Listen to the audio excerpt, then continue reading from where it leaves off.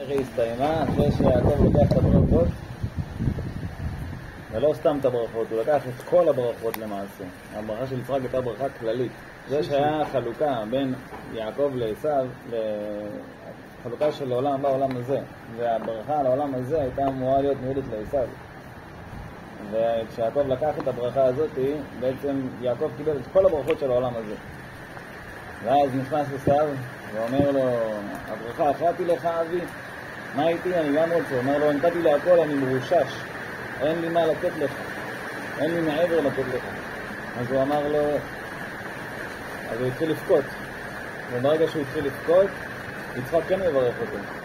יש את הברכה שהוא נתן לו על תנאי, אם עם ישראל שהוא האדון לא יעשה, ילך בדרך הישרה, תסיר סורו מעליך, ואז אתה יכול לשלוט בו בעצמך.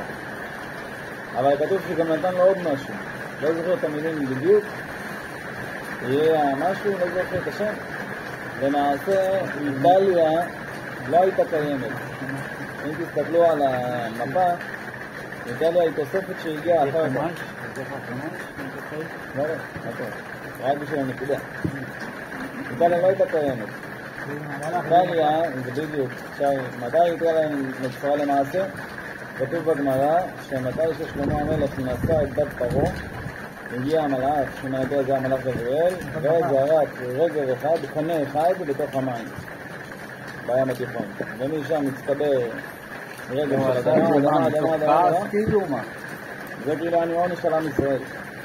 מה קרה אחרי שנוצר איטליה? באיזה צורה היא? ומה יש למדף הכי בולט? עקב. כנגד העקב שהוא תפס. כמה ישובים, לא? כן. אבל להגיד לך שכל המושג של איטליה ואדום ורומא והוותיקן, הכל התחיל בעצם מגזרה שהייתה על עם ישראל בגלל יצחק שבכה וביקש מיצחק את הברכה. זה כאילו עומד על תנאי מה שנקרא. ובגמרא כתוב מסכת מגילה, אומרים לך רומי למעלה ירושלים למעלה אל תאמין, רומי למטה ירושלים למטה אל תאמין, אבל אם אחד מהם שולט תאמין. לא יכול להיות ששני קטעים ביחד, ששניהם נצלים, או זה למעלה או זה למעלה. סיפר במסכת עבודה זרה שכשבאו הרומאים לכבוש את האימפריה שהייתה לפניהם, את יוון, נלחמו נגדם 26 מלחמות, משהו כזה, ולא הצליחו לנצח אותם. לא, 11 קרבות, ולא הצליחו לנצח אותם. ואז הם באו ליהודה, יהודה כבר ניצחו פעם אחת את יוון.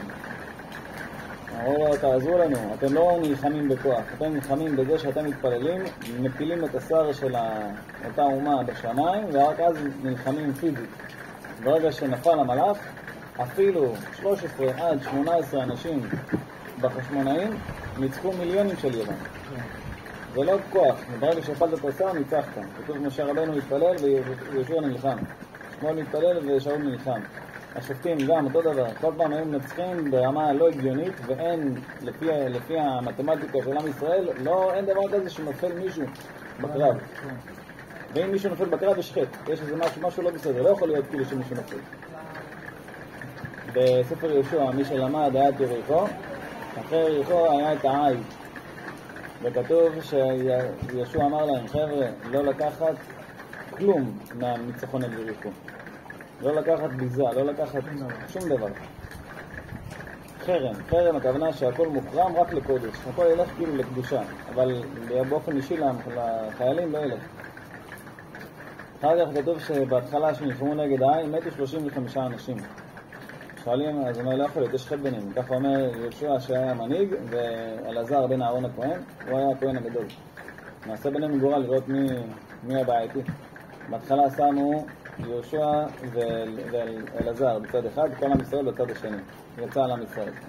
חילקו אותו בין השבטים, יצא גורל על שבט אחד. חילקו בין המשפחות שבט עד שהגיעו לאחן. והאחן אמר להם, מה אתם רוצים? מישהו אמור להתאפס בסוף. כדורגל אתם מכירים?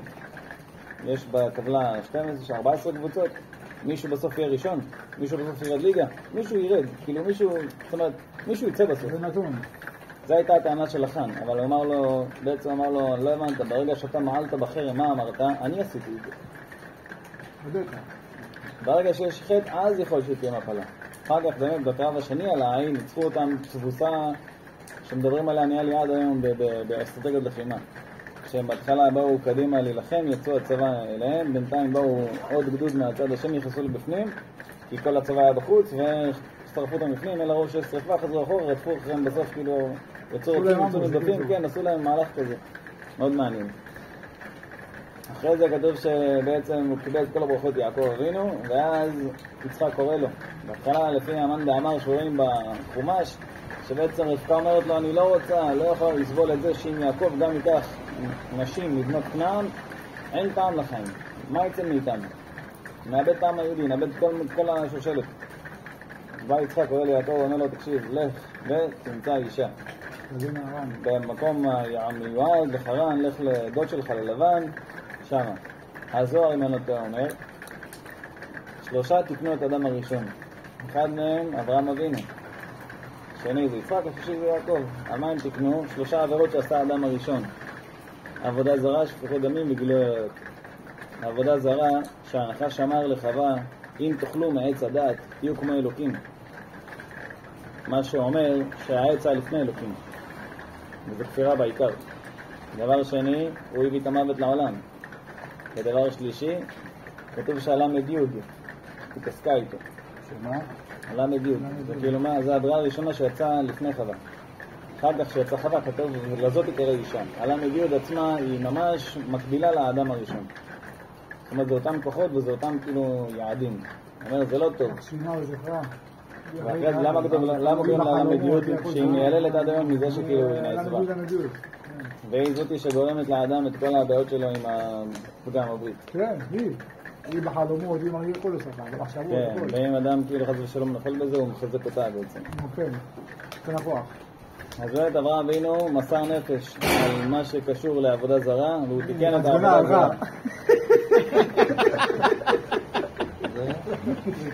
התעזבנה עלך. שלא יצא המתגם. בעצם כתוב שאברהם אבינו בזה שהוא קפץ לאש ועשה את כל הניסיונות, הוא בעצם תיקן את המידה הזאת של העבודה זרה של האדם הראשון, הוא מסר נפש על אמונה, והוא הביא את האמונה לעולם, לא היה מונותאיזם לפני אברהם אבינו.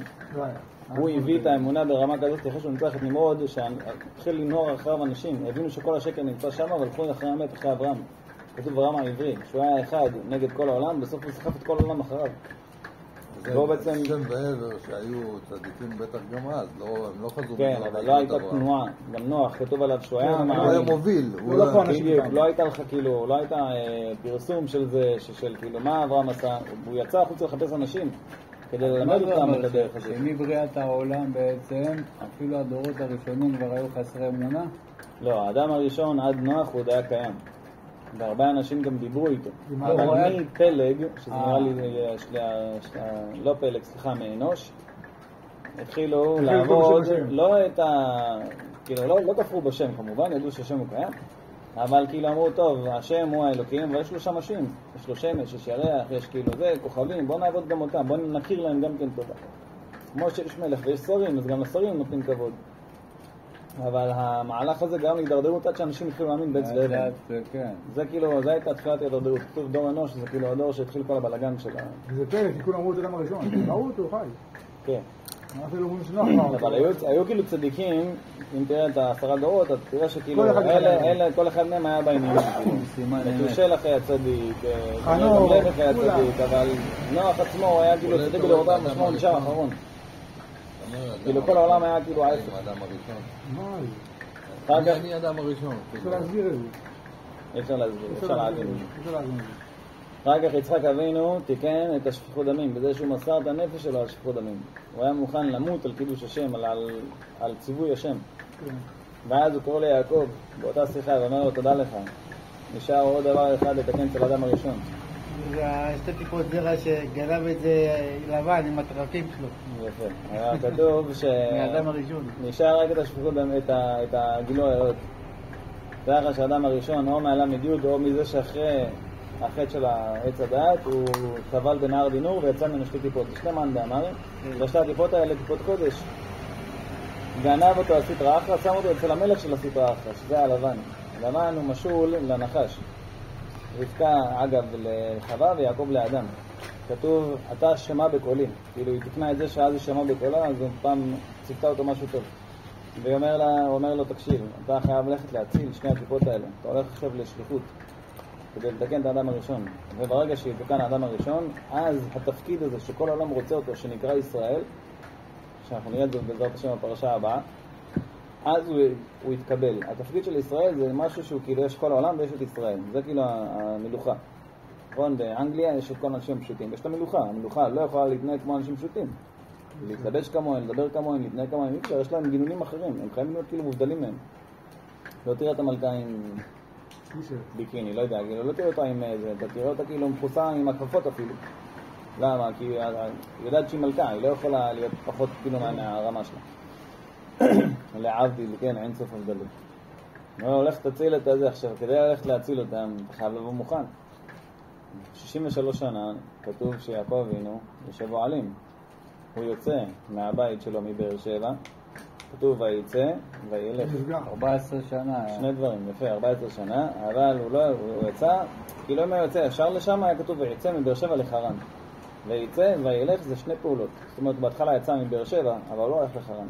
הוא הלך לירושלים. בגז סטיישן. לשם בערב. לשם בערב. למה הוא הלך לשם? בגז סטיישן. כי עד עכשיו הוא היה לומד תורה איש תם יושב אוהלים, לומד תורה באוהל. אבל עכשיו שהוא הולך ללבן, הוא היה מומי ורשע, צריך לדעת איך להתמודד עם דברים כאלה. אז הוא הלך לשם בערב ללמוד איך ללמוד עם הצרות, נגד החבויות שלו. כולם אומרים באמת מה שהרב פה אומר, שהוא הלך ללמוד תורה אצלם, אבל מה הוא עושה עד עכשיו? מה תורה? זה לא תורה, אותה תורה. זה תורה שבאה ללמד אותך איך להתמודד עם העולם. להתמודד עם הערמומיות, עם האנשים שהם נגד, עם המידות הלא טובות. כל הכלים שאדם צריך להתמודד ברגע שהוא יצא למקום לא טוב, אגב, בעזרת השם נלמד, יוסף יורד למצרים, והוא מחזיק מעמד במצרים. כי הוא למד, כי יעקב הביא לו את שם בערב. יפה. כי זה תורה שגם כשתהיה במצרים... מה? יעקב נתן לו, לימד אותו תורת שם בעבר. הוא לימד אותו תורת שם בעבר, כדי שגם כשאדם עכשיו יהיה ילד, יהיה בצד חילוני, ובאדם יהיה בחברה שבעבודה שלו כולם יענים, מדברים שטויות, יהיה לו את הכוחות ואת הכלים להתמודד עם זה. זה תורה אחרת. זו תורה שאומרת לך כאילו, שמע, אתה צודק וכולם חיים. זה בשתי משפטים אני אומר. ואז יעקב אבינו בשביל להיות מוכן הולך 14 שנה, 7 שנים על כל אחת מהטיפות שהוא צריך להציל. ואת הדברים שהוא לומד שם, הוא מוסר נפש על זה, וממש מתייגע. כתוב שהוא לא ישן שנת קבע 14 שנה. הוא כאילו למד עד שהוא כאילו איבד הכרה, חזר להתעורר קצת, עוד פעם שחלמות ככה. כל הזמן עשה את זה. אבל שנת קבע, בשכיבה וזה לא היה לו. וכתוב שכשהוא התחיל, כשהוא עבר שם, הוא עבר במקום בית המקדש. אז כתוב שהקדוש ברוך הוא הוריד את השמש מהר. באיזה גיל, סליחה, באיזה גיל הוא יצא לחרן? הוא יצא בגיל 63 והוא יצא לחרן ב-77. הוא היה בן 77, 7 שנים אחרי הוא התחתן עם לאה, בגיל 84, שבוע אחרי זה התחתן עם רחל. 84 בשבוע. 7 שנים אחרי זה.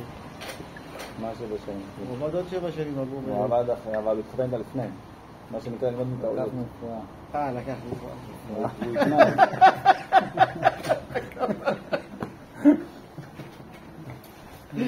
זה דעה שווי הנכס. אבל גם אחרי זה הוא עבד עוד 7 שנים אחרי זה. הוא היה עוד 6 שנים. 6 שנים, 21, לא. הוא לא למד, הוא עבד 6 שנים.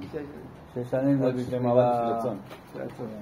זה לא סתם צאן, אנחנו שמענו מהרב ימן, שזה למעשה עם ישראל בחלקיו במיקרוקוסמוס. זה כאילו הצאן של יעקב אבינו. זה כאילו בני ישראל לעתיד, זה הגלגול הראשון שלהם, כעם. אבל אני לא מכיר את זה לעומק בשביל להסביר לכם יותר מזה.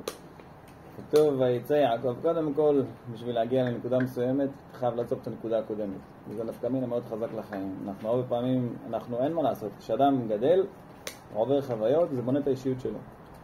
אבל לפעמים אדם נתקע עם משהו שהוא גדל איתו, עבר אותו, חווה אותו, ואז הוא כאילו חי עם זה כל החיים כמעט, וזה תקוע אצלו. עבר חוויה לא נעימה, עבר איזושהי תובנה מאוד מאוד חזקה, זה כל אצל נשים בדרך כלל, זה כאילו שלא יודע, מישהו אחד פגע בהם, זהו, כל הגברים כאלה, רק תזהה את זה קצת אצל מישהו, לא, אתה כמוהו, ואני מכירה את האנשים האלה, כאילו ישר משליחים. ואז גם כשירצו להתחתן, ירצו להתקדם, ייתקע להם. כל דבר, השבירת כלים הזאת והפחד הזה והחוסר אמון, כשאישה אומרת לגבר, שואל אותה, מה הכי חשוב לך? היא אומרת לך, כנות או אמון, זה כמו להגיד אוויר, כאילו, מי צריך לציין שהכי חשוב זה אמון ביחסים? רק מי שנפגע מאמון. כאילו זה כל כך, בין השורות אתה מבין שקרה לה משהו. כי זה לא משפט זה לא משהו שאתה מציין אותו כשאתה אומר, כאילו, זה משהו בסיסי מדי. כן. תלוי מאיזה צד של זה מסתכל. אני לא... צד של המפה. אם ניכנס לגופו של עניין, יש לכל הגוונים, אבל אני רק אומר את זה באופן כללי, כמובן, במקרו. אבל עוד פעם אני אומר, ברגע שאדם, יש לו חוויה מסוימת, והוא לא מבין, אוקיי, לקחתי את הכלים, אני משחרר את זה, מתקדם. אתה לא יכול להיות, סתם, זה פסיכולוגית גם, למה חז"ל הביאו את כל הגדרות האלה, שאדם לא יתעסק עם נשים לפני שהוא מתחתן. כי אז הוא נכנס לנישואים, שהוא, יש לו המון חוויות. הספרייה מלאה. עכשיו זה נותן לו, זה מקלות ברגליים. אתה יודע, אתה משהו מסוים, הוא חסר לו את זה ועכשיו באשתו, אז הוא כאילו, חסר לי את זה, כאילו, הוא מכניס אותו לכל מיני סרטים לא טובים. אדם צריך לדעת, עכשיו שהאדם רוצה להתקדם, קודם כל תשחרר את העבר. תלמד, תגיד לעצמך, זה כאילו דלית, אני עכשיו לא לוקח את זה איתי יותר. אדם שחווה בתור ילד, חוסר הגינות. אתה יכול להגיד לגבר, אישה אתה יכול להגיד לגבר. עדיף שלא. כן, לא, זה לא מצחיק אחי. אישה היא מראה של הגבר, היא אור חוזר של הגבר. זאת אומרת, אם אתה טוב איתה, זה שחרר אותה. אבל אפשר להגיד לה, תשתנה. כאילו, אתה יכול להגיד לה, לא בטוח שזה כנראה לא יעבוד. הציפייה, גם התורה והזוהר אומר על הגבר, הכל העול עליך. אתה רוצה שהבית ישתנה, תשתנה אתה. אתה רוצה שהיחס אליך ישתנה, תשתנה אתה. אתה רוצה שיהיה טוב לבית, אתה תשתנה. אל תצפה שאנשים יעשו לך. תצפה שאנשים יעשו לך, זה נקרא מהנוקבה. זה כאילו, זה לא זכר, זה נקבה. נקבה צריכה, רוצה ומבקשת שיעשו בשבילה. למה את לא עושה לי? למה הם לא נותנים לי כבוד? למה לא מכבדים אותי? למה לא עושים בשבילי? למה לא קונים לי? זה מצוין עם את האישה, לא פשוט את הגבר. גבר, אם הוא רוצה לקדם את עצמו מבחינת המידות של השם, הוא חייב להיות כמו השם. השם רק נותן, הוא רק מוציא החוצה, הוא רק לוקח אחריות, הוא רק מטפל, הוא רק מרים את האנשים של הידו. זה גם סוויץ' במוח שצריך לעשות, אבל זה יעשה טוב לכולם, בעיקר לסובבים אותו. מההורים שלו לא יצפה, מהחברים שלו לא יצפה, מהעבודה שלו לא יצפה, מאלה שתחתיו הוא לא יצפה. לכן על זה הדרך. בקיצור, יש מושג שנקרא שאדם צריך לדעת לעשות. שיש לו ויש לנו לא יכולים לעשות, אנחנו לא יכולים. מה? לגמור אותנו ואף אחד לא ידבר. אבל זה תור הגבר. רק לתת, אבל יש יתרון אחד שהכל אם אתה כבר הוא מתעצבן, הוא יכול למחוק את הבן אדם. זה לא לשלם על זה. אתה לא יכול לעשות את זה להשתפר. המהלך הזה אגב כבר קרה בתורה, למדנו את זה אצל אברהם ולוט, כתוב עם שמאל וימינה, כשהוא היה ריב בין הרועים של לוט ואברהם. הרועים של לוט, אחרי שיצאו ממצרים, היה מלא שפע, מלא בהמות, מלא זה, אז אלה אמרו, טוב תראה, לאברהם אין ירושים? שלך? הוא אבל איך יתעשר? מה זה בזכות אברהם? נתנו להם מתנות. אבל מה הם אמרו? אין לאברהם אבינו ירושים, נכון? סליחה? אין לאברהם אבינו ירושים, אין לו ילדים. מי הכי קרוב אליו במשפחה? לוט. זאת אומרת, אם השם הבטיח את הארץ לאברהם, אז כאילו, אתה יודע, בוא נדבר על זה, שזה שלי כביכול. ואז התחילו כאילו לעשות מה שהם רוצים בארץ. עכשיו, בסדר, זה לעתיד לבוא. כרגע יש פה אנשים שחיים פה, כנענים. וכרגע שאתה לא נותן לבהמה שלך רסן ולא נותן לה איזשהו זה, אז היא הולכת וגוזלת למישהו אחר. נהיה מריבה ביניהם. הם אמרו, מחפת לנו זה שלנו, כאילו, יעני, רטרואקטיבית. ואמרו, לא, ואז נהיה מריבה ביניהם. דרך אגב, זה בעזה. לפי הזה זה עזה. זה הראשונה. גרר זה עזה. כן, גרר זה עזה. ואז הוא אומר לו, עם השמאל והימינה, ועם השמאל, כאילו, אתה תלך למקום שלך, אני אלך למקום שלי, מכאן לומדים שיש גם מציאות, ויש גם דבר כזה, סיטואציות שצריך להתפרד, שצריך כאילו להפריד כוחות. משהו לא טוב, תשחרר אותו. אני לא מדבר על אנשים, מדבר על הראש שלנו. יש דברים שלא עושים לנו טוב, תשחרר אותם. יש את הסיפור הזה שאחד רוצה להפתיע את הבת זוג שלו, לקח אותה לכדור פורח. אתה מכיר את הסיפור? אתה מפנים לשחרר אותה. כן. הוא, אתה יודע, מהתלהבות, בוא יכנסי וזה, מתחיל זה, לוחץ על זה, מחמם את האוויר והגדור עולה ולא מתרומם. עולה ולא מתרומם. נו, הכדור כבר ככה, למה הוא לא עף? בא איזה אחד מהסדרנים שם, זה אומר לו, חמוד, עד שלא תוריד את הסכין. אותו דבר לגבינו, עד שלא תשחרר את הסכין שאתה סוחב איתך. איך אמר הרב פנגר פעם, שהיה ניסוי. אז אחד, ככה ילד מאוד מאוד קפדן, אמר לו, תשמע, אני צריך לעשות איתך עכשיו, רק אני ואתה, אנחנו עושים מהלך. אתה, קח תיק, שים שם פירות. איזה פירות? לא משנה, שים. שם פירות, אומר לו, אוקיי, עכשיו אתה צריך כמה ימים להיות עם הזה, עד שאני אגיד לך להפסיק. עוד יום, שבוע, תקשיב, תצריח התיק הזה. אני לא יכול ללכת איתו, לא יכול להיות לידו, קשה לי. אומר לו, עוד קצת, עוד שבוע. תקשיב, זה כבר, כאבו נדוע על נפש, וכאילו, קילומטרים אני כבר מריח אותו וזה. אמר לו, טוב, תוציא. אני לא יכול להוציא, אני צריך לזוק את התיק כבר. אומר, כשאדם סוחב, כאילו זה נרקב, הוא סובל מזה. שחרר, כאילו, תפרוק, ויוצא. אתה רוצה להגיע ליעד, אתה רוצה להתקדם, יש לך יעדים בחיים, להיות מאושר, להיות שבע רצון, להיות נשוי, להיות בעמדה מצוינת, כאילו, תשחרר כבר את כל הדברים שאתה סוחב. אני אומר לכם, אני מכיר את זה באופן אישי מקרוב, יש לי במשפחה כאלה. סתם, היה להם לא נעים, היה להם איזה מהלך לא נעים, ההורים שלנו לא משלמים, כאילו, זה, אני צריך להפנים את זה. סתם, עושה איזה משהו לא נעים לילד, הילד הזה עד גיל, לא יודע, 30 ו 40.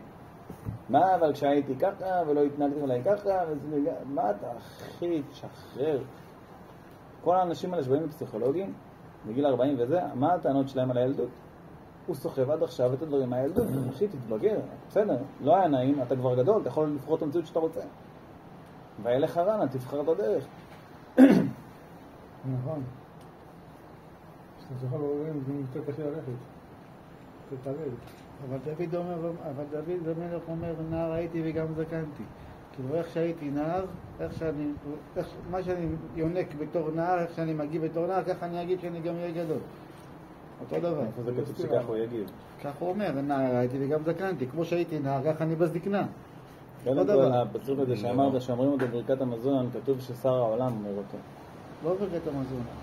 זה פסוק שאומרים אותו ברכת המזון, אומרים ששר העולם, יש שר על העולם עצמו, והוא כאילו, זה פסוק שכאילו מצטט אותו. שהוא כאילו, אני כביכול משהו מתקיים כל החיים, אז הוא מעיד שנער הייתי וגם זקנתי ולא ראיתי צדיק נעזב. אבל אם תגיד את זה לדוד המלך, היינו אח, אתה יכול להגיד, יש מלא דברים טובים בתור ילד שאנחנו לא משתמשים בהם כשאנחנו גדלים. דמיון. ילד הוא כל הזמן עסוק בדמיון. אנחנו לא משתמשים בדמיון מספיק. כשאתה רואה סרט של ברוס לי, אתה יוצא מהסרט אותה, הוא עושה ככה, נכון? למה כשאדם, לא יודע, לומד על עם ישראל, על ההיסטוריה, על המורשת, לא יודע, על היוונים, על המכבים, על איזה אומר, אני יהודי. למה הוא לא מדמיין, אני מכניס את זה לדיון, ואומר, אני שווה הרבה, ויגבה לי בודד בדרכי השם. אדם צריך להעריך את עצמו. לא לחשוב שהוא כמו כולם. כמו כולם, אחי, זה גויים. אנחנו מעל זה. תכניס את הדמיון. כאילו, כל כלי שיש לאדם, הדמיון, הצחוק, הכל זה כלים לעבוד את השם. אז אתה יכול להגיד, נער הייתי גם זקנתי, ודברים שהם טובים. כתוב דוד המלך היה מתפלא מכל דבר. היה רואה פרח, יואו, איזה פרח יפה, יואו, איזה דבר, תראה, איזה אוכל הכינו, כל דבר היה מתפלא. כי זה היה כאילו עבודת השם שלו. כאילו, הוא היה מעריך, תראה, השם הרבו מעשיך השם, תראה מה זה, תראה איזה אסתטיקה, תראה מה זה, איך הקדוש ברוך הוא יצר חומרים שאתה מגבל אותם. תראה כמה מחשבה נעשתה בכוס הזאת. איזה כוח השם נתן לנו, תראה, זה גם ככה, עם כימור כדי שזה ייכנס לפה. ותוכל לשים, כמה מחשבה נעשתה פה. זאת אומרת, השם, כמה דברים, העלה שהוא בדיוק גדל בצורה מסוימת, ואם העלים האלה פה, אז העלים האלה פה מקבילים אליהם גם כן באותו זה, אתה יכול לראות את השם בכל מקום. אומר הרב רפאל זר, האנשים האלה שגדלים, ונהיים אני עכשיו, אתה יודע, איך זה נקרא? אדישים. כולם לא מעניין אותם, כולם לא מדליק אותם, יאללה, ראיתי כבר כזה, עשיתי כזה. זה אנשים, לא אחי, זה לא עבודת השם נכונה. עבודת השם נכונה, אחי, זה להתפלות ולשמוח ולהודות לשם ולראות השם לכל מקום. ולחדש, כל פעם לחדש. זה נער הייתי גם זה גדי יכול להגיד. אני צריך חידושים. ואז מה כתוב שיעקב אבינו נרדם, איפה הוא נרדם? על לא, שם ועבר, נוח למעשה, הכל היה בירושלים. אז גם יעקב הוא נרדם בירושלים, הוא כנראה נרדם ממש על שמת אבן השקיעה. כן, אבן השקיעה כנראה. אומרים שהוא שם כמה אבנים, אבל הם התחברו לאבן. איפה זה? בירושלים קרה? כן, כנראה שזה היה ממש על בית המקדש עצמו, במקום בהר המוריה. ואולי ידע שזה מקום קדוש. הוא אומר, איך ישנתי במקום הזה. אז כתוב שעשו להם יעקב וכל משורת המלאכים ואת השרים של הגויים שהם יורדים למטה ושרי ישראל יורדים למעלה. הוא אומר משפט מדהים, אין זה כי אם בית אלוקים וזה שער השמיים. אתה יודע איזה משפט מדהים זה? אני אגיד לך למה זה משפט מדהים. ילד רוצה עכשיו לעבור מבית ספר לבית ספר. עכשיו אומרים לו, תקשיב, אתה לא יכול, למה? כי הציון שלך באנגלית 75, צריך 85. אז הבעיה שלו 85, נכון? לא, 35. הבעיה שלו זה 7, 8, משהו. זה הפתרון שלו 85. הוא לא רואה את זה כבעיה. הוא אומר, מה זה כי אם בית אלוקים? אין זה כי אם בית אלוקים, העולם הזה בית אלוקים וזה שער השמיים. הדרך היחידה להגיע לעולם הבא זה רק דרך העולם הזה. העולם הזה זה לא תקלה, זה לא מעמורה, זה הדרך היחידה להגיע. בדיוק, אתה חייב לעבור את העולם הזה כדי להגיע לעולם הבא. אני לא רואה את זה בתור כאילו עול, אני רואה את זה בתור מטרה, בתור כאילו, להפך, זה הפתרון שלי. איזה כיף שאתה יודע כאילו מה אני צריך להשיג בשביל להשיג מה שאני רוצה. זה שער השמיים, אחי, זה הדרך, זה השער להגיע לאן שאני צריך להגיע. כשאדם יראה בחיים שלו את המכשולים כפתרון, כאילו, אז יש לזה מחיר, אני אקסיט את המחיר הזה ואני אתפוס את מה שאני רוצה, וכך הוא יראה את החיים, אחי, הכל יהיה בגדר אתגר. זה משפט מדהים, כמה חוכמה היא מכילה, המשפט הזה. אין זה כי אם בית אלוקים וזה שער השמיים.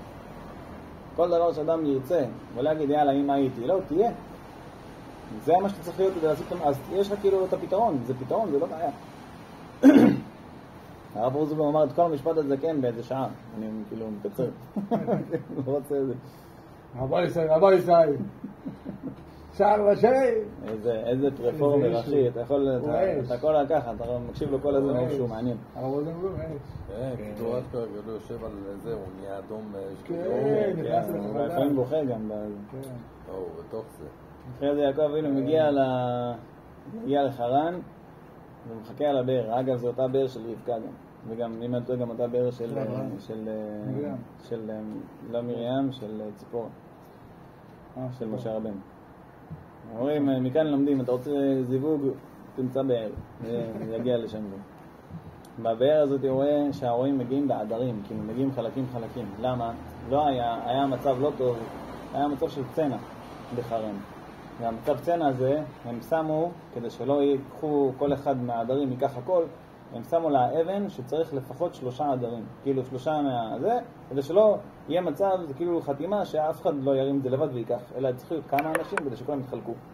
בסדר? זה היה עד יעקב. כשיעקב הגיע, דרך אגב, נהיה ברכה בחרן. ואז כשהוא מגיע... אין סולר.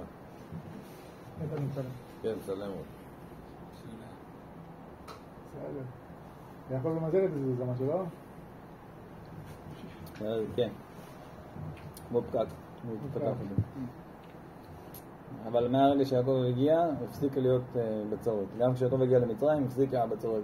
צדיק מגיע לעיר, עושה רושם על העיר. צדיק עושה את העיר, עושה רושם על העיר. בדיוק. רש"י רושם על זה. נכון, איך שרש"י היה ראשון שם. כשהוא רואה שם את הרועים, ואז מגיעה רחל, ורחל מגיעה עם הצאן. עכשיו, ממתי אישה, ילדה, הולכת עם הצאן?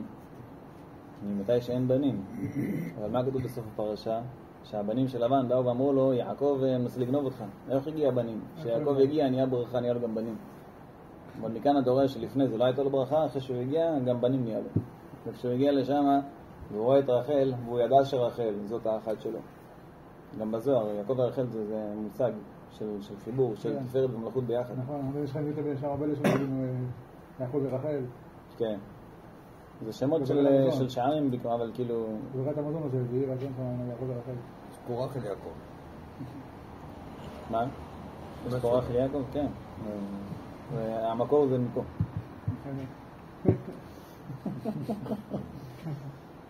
קיצור, כשהוא רואה אותה, אז כתוב שהוא ידע שזאתי, והוא ראה שהוא לא יקבר איתה, כאילו כתוב שהוא נשק לה, לא נשק לה כמו שחושבים, אלא כאילו בשינוי כזה, על הכתף או משהו כזה, והתחיל לבכות. למה הוא התחיל לבכות? כי הוא ראה שהוא לא יקבר איתה. אני מנסה רגע להמחיש לכם את זה. יש איזה משהו שאתם ממש אוהבים, חכים לו הרבה זמן, כמה שנים לפעמים. נגיד אצלנו, כשהייתי בתיכון, אז הבנות דודות שלי היו בלהקה של הבית ספר. שהם היו כאילו מתאמנים, עושים חזרות, ואז מופיעים איזה כמה פעמים, לפעמים גם לוקחים אותם לעוד, לא יודע, לכל מיני דברים של העירייה וזה, אבל כאילו זו הייתה תקופה שהם היו מופיעים. ואני זוכר איך היו בוכים. שדמעות שלי, יואו, נשאר רק כמה, 2 הופעות, 3 הופעות וזהו, וזה נגמר. כאילו, כשאתה כל כך שמח במשהו, אתה נהיה עצוב שזה הולך להיגמר. יעקב אבינו, תראה באיזה שלב. הוא כל כך שמח ברחל, שמע, אני לא מאמין שיום אחד היא תמות. איזה כאילו מחשבה מטורפת. איזה מחשבה מדהימה. כאילו כשאתה כל כך שמח משהו, אתה מחכה למשהו, סתם, לא יודע מה, הגמר של המונדיאל, לא יודע, זה פרויקט שאתם כאילו מחכים לו וזה, אבל אתה יודע כאילו שברגע הזה, זהו, נגמר עוד 4 שנים. כאילו זה מכה זה. אבל כשאתה שמח משהו, באמת זה גם הוכחה שאתה אוהב משהו. עוד הוכחה, נפקא מינה אדירה. איך אם אדם אוהב או שהוא תאהב? מה ההבדל ביניהם? תף. כן, א' ות' זה שני האותיות הכי רחוקות. לאורך זמן. תאווה זה משהו... מה תאווה? תאווה זה מה יצא לי מזה. ואהבה זה מה אני נותן. לא חשבתי על זה גם ככה. תאווה לא צריך שיהיה שמחה, לא חייב שיהיה שמחה בתאווה. תאווה זה משהו מתוך יצר. איך אתה יודע להבדיל ביניהם אבל? האם האדם הזה עכשיו אוהב את הבת זוג שלו או שהוא רק תאהב לבת זוג שלו? אם יש לו לא יש לו. לא. הלוואי שזה הייתה... אם הוא חושב מה כאילו אם היא עושה דברים ורואה את זה כדרך אגב או משהו כזה אז לקח אותה כמובן מאליו. כן, זה תאווה, זה לא אהבה.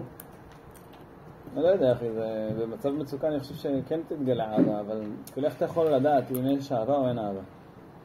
אני לא מדבר איתכם עכשיו אולי על זוג נשוי, אני מדבר איתכם על כשאדם מכיר מישהי והוא רוצה להתחתן איתה או זוג שבהתחלה, לא יודע כאילו, שאתה אדם שרוצה מישהי, ממש רוצה מישהי, איך אתה יודע שזה בשביל תאווה או בשביל אהבה? אם הוא אוהב אותה, אם הוא עושה את זה בשביל ולא למען. אם הוא עושה את זה בצער, זה אותו משפט שאמרת קודם, אל הוא רוצה להכניס את האלבום. כאילו עכשיו נגיד לו צודק, איפה ידע? שמה אחי? הוא מסתכל קשה לו קל אולי, לא? גם, אני אסביר לכם, זה משפט, זה נורא פשוט. כשאתה תאהב למשהו, והם הולכים את זה מהפסוקים, בשמואל ב' כתוב על אמנון ותמר, שאמנון רצה את תמר, וגם לפי הדין יכול להתחתן איתה. ממש נראה בדבר. אבל הוא כתוב שהוא אמר לו, הבן דוד שלו אמר לו, תקשיב, אם אתה רוצה אותה, תגיד שאתה לא במיטבך, תבקש שתמר תטפל בך, ותגיד לה, תכיני לי לחם וזה וזה. ככה הפסוק אומר. כשאמנון לוקח את העצה הזאת, ואומר לדוד המלך, שכשהוא לא במיטבו, שתבוא תמר תטפל בי, ותכין לי, לא זוכר את המילה בדיוק, מנת מזונות כאילו. כאילו שהתהליך, העשייה שלו הוא יותר קל ויותר זריז מאשר לחם. תראה, מפה הקישו, ככה אומר הרב דיאמנט, שתאווה זה משהו עכשיו. עכשיו אני רעב, עכשיו אני רוצה את זה, עכשיו אני כאילו, אני לא חכה עכשיו. אין לי זמן, אני עכשיו רוצה את זה, אם עכשיו אני לא טוב לי את זה עכשיו, עזוב, לא רוצה. זה תאווה. האהבה, יעקב אבינו, 7 שנים, עוד 7 שנים, כאילו, ימים אחדים, איך אמרת הרב פה שזה גם קל. אבל ברגע שאתה סבלן, זה אהבה. כשאתה מוכן לדרך ארוכה, זה אהבה. כשאתה רוצה עכשיו וכעת ומיד, זה לא אהבה. זה ניואנס מאוד עדין, אבל משמעותי מאוד. כי כשאתה תסיים לאכול את זה, מה תעשה לו? ככה. אתה לא יכול לראות את זה יותר. זה בדיוק ההבדל. ברגע שאתה משקיע משהו, הוא נהיה פרויקט, כמו שהרב פה אמר, לעשות למען, אז אני מרגיש שאני מתקדם כל יום שאני מגדל את האדם הזה, מגדל את הפרויקט הזה, כי עכשיו אני כאילו משקיע בו. ברגע שאתה נותן למישהו משהו, אחד מהסיבות שהאדם שמח לתת לאחרים, כי מהטבע זה לא הגיוני, מהטבע אני רוצה ליהנות בעצמי, לקחת את עצמי. מה זה לתת, ולמה שאני אתן למישהו, גם זה לא הגיוני שאני אתן למישהו. עבדת עכשיו, עבדת היום, הרווחת כסף, למה שתתן אותו למישהו? הוא עבד, אתה מוכר את הזמן, את הדם שלך למישהו אחר, בחינם, אתה נותן צדקה, זה לא הגיוני, זה לא הגיוני כאילו מתמטית. אבל למה אדם נהנה לתת? אפילו גויים, נהנים לתת, יש ארגונים של גויים שכאילו, למה? אז זה אחד התשובות, יש לזה כמה תשובות, אחד מהתשובות, יש את התשובה כאילו הפחות נעימה, אם אני נותן לך, זה אומר שלי יש ולך אין. אז זה מרגיע אותי, זה משמח אותי. יש גם כאלה חס ושלום, אבל כאילו, הדעה האחרת אומרת, אני נותן לך משלי, אליך. ברגע שיש לך משהו משלי נהיה אצלך, ואותי אני אוהב, אז גם אותך אני עכשיו אוהב. כאילו זה משמח אותי שאני נותן את עצמי החוצה למישהו אחר. אבל סתם זה נפקא מינה יפה שאני אוהב אותה. כשאדם רוצה להשיג משהו, ילמד מרחל אימנו, שאין באנושות מישהי שעשתה ויתור, מעלת הוויתור שלה כמו של רחל אימנו. אין בעולם וכנראה גם לא יהיה. ועכשיו נסביר מה בדיוק היא עשתה. רחל אימנו ויתרה על בעלה בשביל אחותה. אישה מוותרת על גבר, זה קשה. אנחנו לא יכולים להבין מה זה אומר. אישה חיה בשביל בעלה. אם היא מוכנה לתת אותו למישהו אחר, זה כנראה כאילו שברת העצמות שלה מרוב ניסיון. דבר שני, ויתרה על מישהו סתם או על מישהו מיוחד? מישהו מיוחד, אבל לא רק זה, גם מה התקבל. רגע, נגיע גם לזה. ויתרה על יעקב תקבל את עשיו. על עם ישראל. לא, כתוב הגדול לגדולה והקטן לקטנה, אבל למה הוא את השמות? עכשיו, ברגע שכאילו, אז כולם ידעו כאילו, מהפשט, שרחל ויעקב הולכים להתחתן. זה כאילו הכי פשוט שיש. הכי הגיוני גם. כאילו הקטן לקטנה, וכאילו אף אחד לא יראה על זה. לאה לעומת זאת ידעה הגדול לגדולה, והתחילה לבכות. ובכתה את נשמתה, והייתה הולכת לדרכים. לשמוע כל פעם שהיה עובר מישהו, אתה יודע מי זה עשיו? בטח. איך הוא? חבל לך על הזמן. זה ענס, רוצח, שוחט, אין לו רחמים, אין לו חמלה, הוא לועס אנשים גם. הוא סטלין זה פאר לידו, כאילו, משהו. כל פעם הייתה שומעה את זה ואתה בוכה עד שנשרו הריסים שלה. עכשיו היא התפללה כל החיים שלא יצרה את עשיו. ורחל אימנו ידעה כפשטות שיעקב זה שלי, זה נגמר. ואז כשהיא ראתה שאחותה הולכת להתבזות, אמרה אני אתן לה את יעקב, אבל אם אני אתן לה את יעקב, כן אני צריכה לקבל. ולא סתם, על הפשט. הגבר של האחד בדור לתינופת של הדור, הקוטב השני שלו, ואיזה חיים היו יכולים להיות לי. כתוב שיעקב אבינו זה גם גדול הדור, הוא הצדיק של הדור. ומה שהולך להיות איתו על מה שהוא יקים את עם ישראל, כל החיים המונה שלו ידפוק, של מצוות. ואם תוותר עליו, כתוב שהגן עדן של האישה תלוי בבעל. אם הבעל הוא צדיק, ואם תפחת אותו שיהיה צדיק, אז היא זוכה לכל הדברים. היא שולחת בעלה ללמוד תורה, אפילו בעלה הלך לשן סיגריה, שותה קפה, דיבר עם חברים, עשה ערבית וחזר, על כל הזמן שהוא היה בחוץ, היא מקבלת שכר. היא שלחה אותו ללמוד תורה. השכר של האישה יותר גדול משל הגבר. אישה גם היא מחכה לבעלה, זה משהו שגבר לא יכול להבין אותו. אישה אומרת לך, תקשיב, אני הולכת, לא יודע, לשיעור, הולכת עם חברה, הולכת לאמא שלי. מה אתה אומר לה? סבבה. וגם נחמד, וגם נחמד, כאילו, אתה יודע, יש לך כאילו להתארגן קצת, שכאילו, אישה, ברגע שאתה נגיד, אתה אומר לה, טוב, מה אני יוצא, לא יודע, שעתיים, וזה, היא אומרת, טוב, אני אחכה לך. והיא מחכה. אישה עדיין מחכה, וכאילו, הוא כבר צריך לחזור, כאילו, גבר יכול כאילו לשכוח את זה. אישה היא מסורה לבעלה, היא מחוברת לבעלה. זה הכרעה שלה. בוודאי. זה אחד מהחיים של גילבה. הוא ימשול בה. בוא נראה את זה בעין חיובית, אחרי מישהו דואג לנו, אבל כאילו, רק להראות את ההבדל. העגל. מה? הוא ימשול בה. עכשיו מתהפך לעשות, כן, אנחנו יודעים, רואים את זה כבר. העגל, שהם לא חטאו בעגל. מאז המושלות בנו. בדור הזה, לא, אמרו שבדור האחרון רק. לא כל הדורות. בדור האחרון הם שלו בנו. אז כתוב שהעולם הבא של האישה, עכשיו, זה סתם שטות, כאילו עכשיו תרנגולת, נכון? היא לא יכולה לדבר. אז איך עובד את השם? הרי כל הבריאות עובדות את השם. אבל תרנגולת מביא לך ביצים, אתה אוכל את הביצים, יש לך כוח, אתה הולך לעבוד את השם. זה עבודת השם של התרנגולת, אתה לך כוח לעבוד את השם. וזה החלק שלה. עד איפה? עד שזה מתקדם. הנקודה זה כאילו, הכי לעבוד את השם בפועל, זה ללמוד תורה ולהתפלל. הגבר הוא הכי קרוב לספר תורה עצמו, נקרא לזה ככה, לקודש. וכל מה שמסייע לגבר להגיע לנקודה ולקיים את זה, אז בעצם הוא מקיים את כל העולם. כי הצמח שאכל לבהמה והאדם שאכל את הצמח, כאילו ככה, האישה, התכלית שלה, זה לתת לגבר את הכלים ואת היכולת ואת הספייס ללמוד ולעבוד את השם. וכמובן, לקדם אותו, לעודד אותו, גם את הילדים. אבל ברגע שהיא נותנת לך את האפשרות לעבוד את השם, זה עבודת השם שלה. והיא זוכה לכל השכר. כל ההטבות. אבל ברגע שהגבר שהוא אחראי לעולם הבא, הוא האידיאל והוא עושה דברים נכון, אז האישה גם זוכה לעולם הבא. אבל אם חס ושלום הגבר לא כזה, אז זה גם יורש את הגיהנום שלו. אז זה לא רק שהיא ויתרה, זה לא מבינים, לא רק על החיים האלה, על החיים, על הנצח שלה היא ויתרה. אין עוד מישהו כמו רחל אימנו. היא ויתרה על הגן עדן הנצחי וירשה בשביל זה את הגיהנום הנצחי. זה לא כפשוטו רק ויתרה על בעלה, ויתרה על החיים היפים, האלגנטיים שלה, לא, היא ויתרה גם על העולם הבא שלה. אין אף אחד כמו רחל אימנו שעשה את המהלך הזה. ובגלל זה התפילות של רחל אימנו נשמעות. היחידה עד היום. לאנשים שלא היה להם ברמה של מלכים גדולי הדור, אמרו להם לא יהיה לכם ילדים. ברמה כזאת, והלכו לרחל אמנו, ראו ניסים. היה להם אפילו 7 ילדים, לא זוכר כמה, כאילו, והלכו התפללו, עשו תהילים אצל רחל אמנו, והתפללו והשתתחו. רחל אמנו, התפילה שלה נשמעת ברמה שכשאברהם, יצחק, יעקב ומשה מתפללים, לא נשמע התפילה שלהם כמו רחל אמנו. המשיח יצא משם רשום. המשיח יקבל את זה, ימשכו אותו שמה. זה לא שמעתי. אגב, היה סיפור, כל סיפור שתשמעו על ויתור, וזה גם רוצה שניקח את זה איתנו אחר כך. הוויתור, יש לו כוח מדהים. יש, המשנה באבות, בטל רצונך מפני רצונו, זה פתרון להכל. זה פתרון פשוט להכל. כל אדם שירצה משהו, ידע, זה הכלי שלו. זה עת רצון שהוא מוותר, והוא רוצה משהו, והוא מוותר, או שמישהו אומר לו משהו, והוא שותק, מישהו מבקש ממנו משהו, והוא עושה למרות שלא בא לו עכשיו. השבירת מידות הזאת, זה עת רצון להגיד לשם. רק אתה יודע. מה אני עובר עכשיו, מה אני מרגיש, איך אני שותק. איזה אתון, שברת.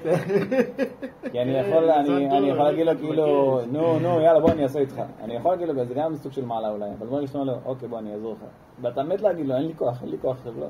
ואתה שובר את המילה הזאת, תדע לך, זה עת רצון מדהים, כי כל הסיפור שלנו, יש סיפור מפורסם על אחד שהיה, לא היה לו הרבה שנים ילדים, והוא קבוע, כל שנה קנה את העלייה של ראש השנה. אחת העליות הזה, שכאילו זה סגולה לילדים והכל, וממש כסף, וכאילו, וכולם יודעים שזה שלו. והגבאי בלי כוונה התבלבל בעליות.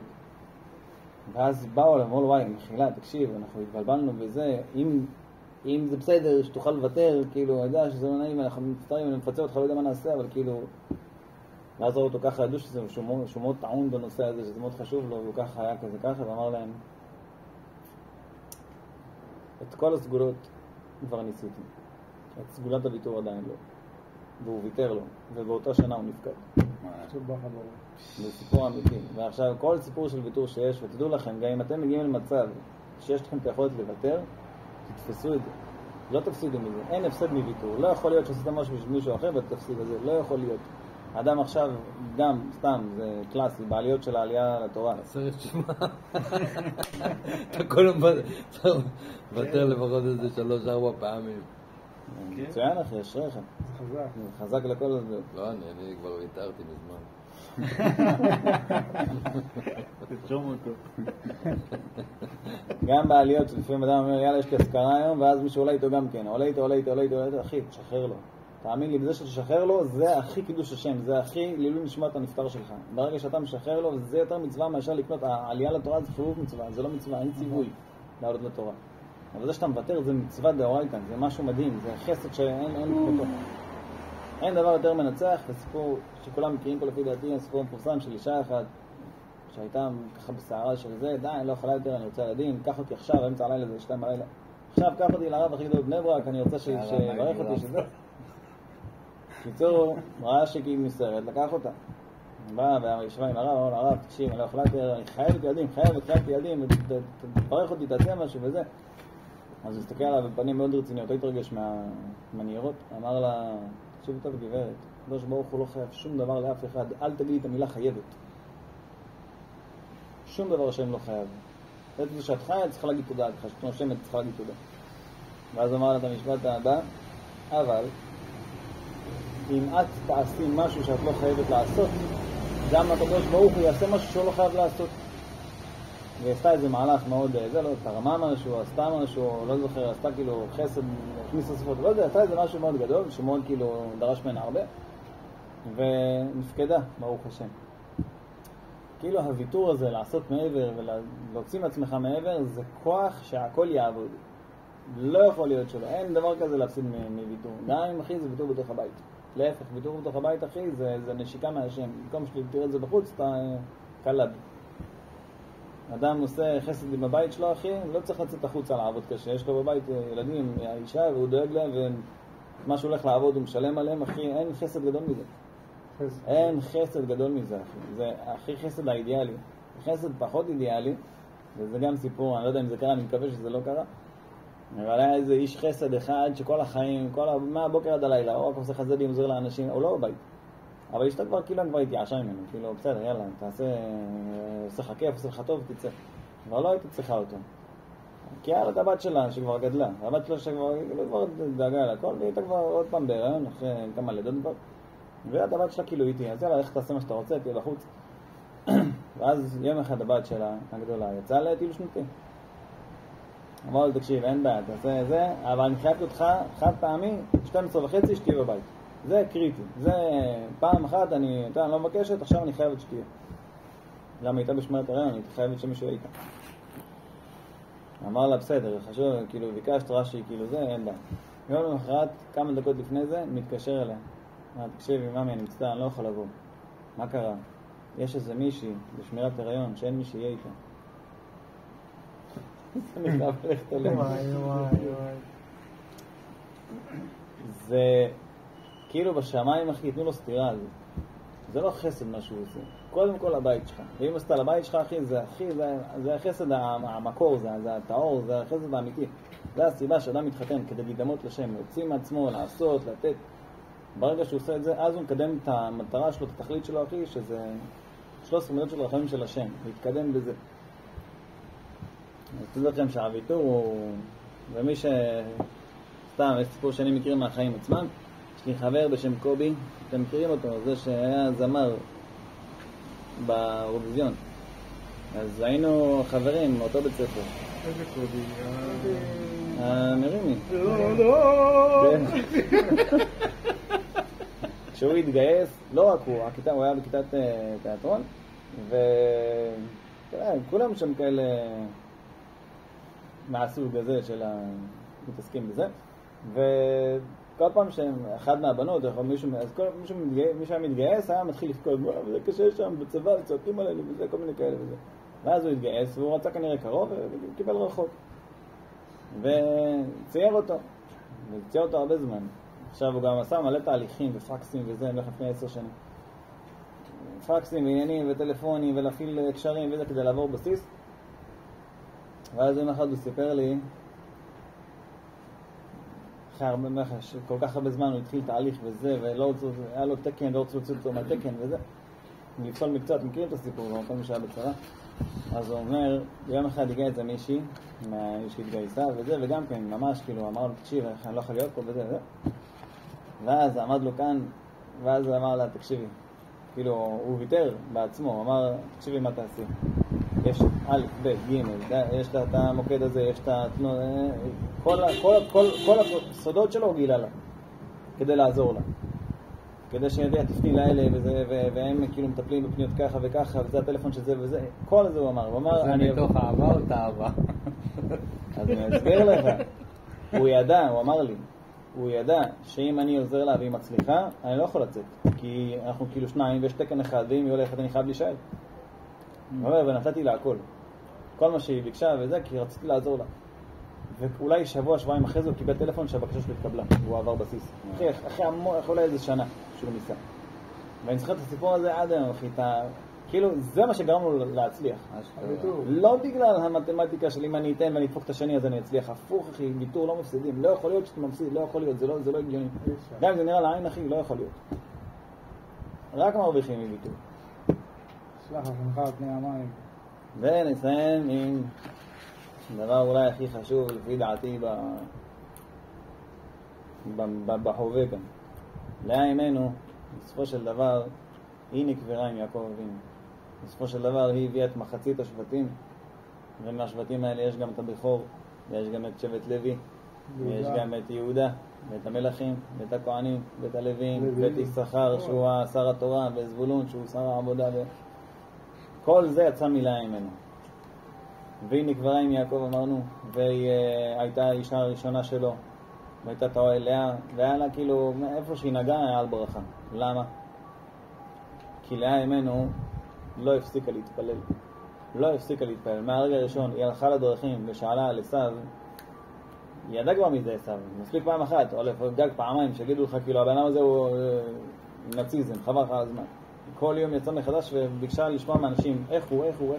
וכל פעם תיאורים מאוד מאוד קשים, הייתה בוכה ובוכה. אומר, היא ניסתה להרים אצלה את הרגש, עוד צער, תכניס לי עד שנבכה, שנתפלל עוד יותר חזק. התפילות האלה גרמו לה לכל ההישגים שהגיעה. לאה אמנו, אני מחזק את המילה אמנו, זאת האמא שלנו. אנחנו צריכים ללמוד ממנה את כל הדבר הזה, כוח הזה של תפילה. כמו אנוכי, שמעתי, הכל. וכתוב שהיום בסך הכל 4 שילדו, נכון? עכשיו לפי ההיגיון, תעשה 12 לחלק ל4, הולך לקבל 3. כתוב שנולד הראשון, אחר כך נולד השני, נולד השלישי, נולד הרביעי, איך קרא לרביעי? יהודה. יהודה. ומה, באיזה טענה? הפעם מודה את השם. מה היה עד עכשיו? עכשיו, זה החלק שלי. זה החלק שלי, פה זה כבר מעבר לחלק שלי.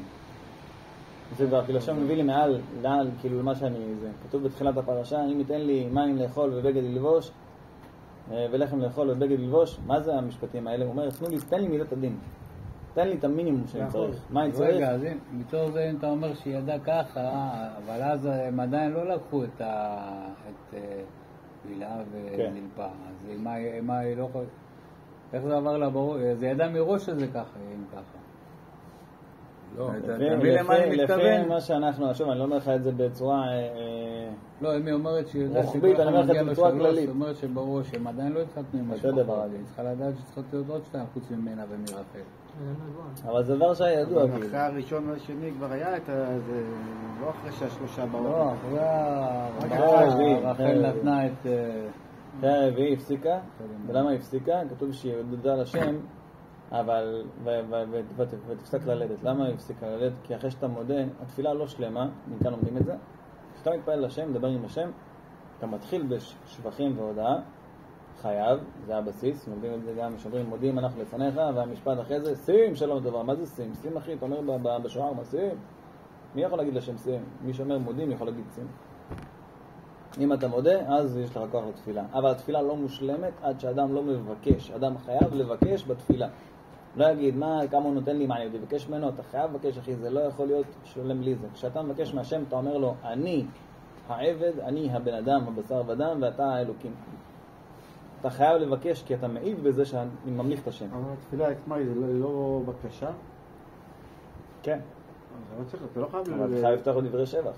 יש כאלה אומרים תודה, תודה, תודה, אבל כאילו, אתה יודע, לא מסיימים את זה באיזה, כמו שהיא מילה אימנו, הודתה על יהודה, שקיבלה מעבר לחלק שלה, ולא הפסיקה ללדת. אז אנחנו מדברים תפילה רגילה או תפילת 18?